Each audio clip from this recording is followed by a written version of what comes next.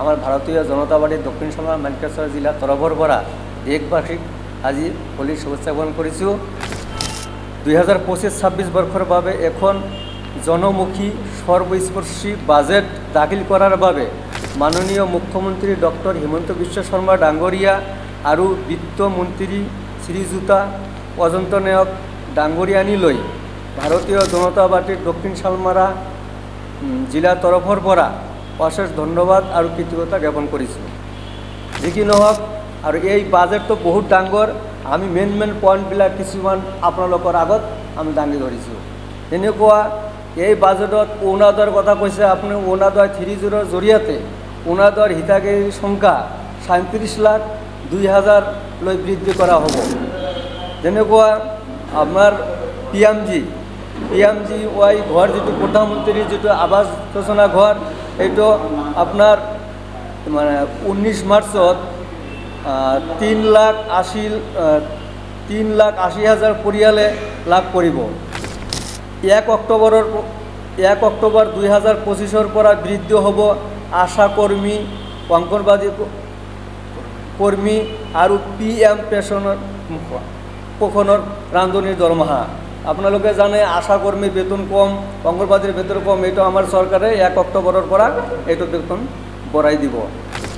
তাৰপিছত ration card, আমাৰ দুখীয়া, যিহেতু এইটো আমাৰ দুখীয়াৰ চৰকাৰ, ৰেচন কাৰ্ড থকাসকলৰ বাবে এটা সুখবৰ দিছে। প্ৰতি কিলো মচুৰ দাইলৰ দাম 25 টকা ধাৰ্য কৰা হৈছে, এইটো কণ্ট্ৰলৰ পৰা পাব। তাৰপিছত প্ৰতি কিলো চেনিৰ দাম 20 টকা ধাৰ্য কৰা হৈছে, এইটো কণ্ট্ৰলৰ পৰা পাব। প্ৰতি কিলো নিমখৰ দাম 10 টকা ধাৰ্য কৰা হৈছে, এইটো কণ্ট্ৰলৰ পৰা পাব।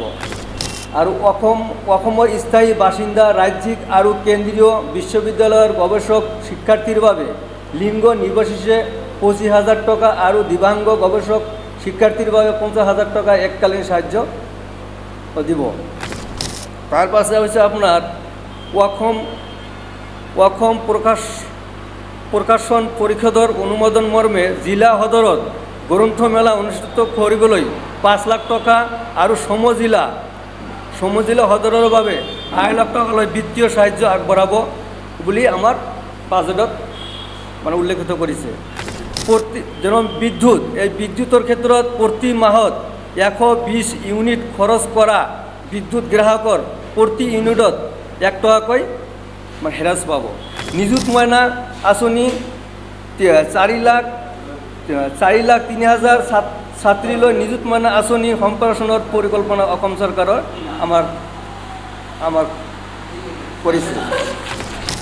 মহিলা উদ্যমিতা আঁচনি, এইটো আমাৰ ৰাজ্য চৰকাৰে 35 লাখৰো অধিক মহিলাক সামৰি প্ৰাৰম্ভিক পুঁজি হিচাপে 10,000 টকাকৈ প্ৰদান কৰিব। এইটো আৰু এই আঁচনি আপোনাৰ যিবিলাক চাকৰি কৰে, মানে 3rd গ্ৰেড আৰু 4th গ্ৰেডৰ পৰিয়ালেও আপোনাৰ এই আঁচনি প্ৰতি উপলব্ধ হ'ব। আমাৰ আৰু অনুদানৰ সঠিক ব্যৱহাৰৰ ওপৰত ভিত্তি কৰি বেংক ঋণৰ সুবিধাৰে বিশেষ ৰেহাইৰ সৈতে অতিৰিক্ত 25,000 টকা প্ৰদান কৰা হ'ব। আমাৰ এই 25-26ৰ বাজেট এইটো বহুত ডাঙৰ আছিল। আমি থুলমূলকৈ আপোনাৰ আগত এইখিনি আমি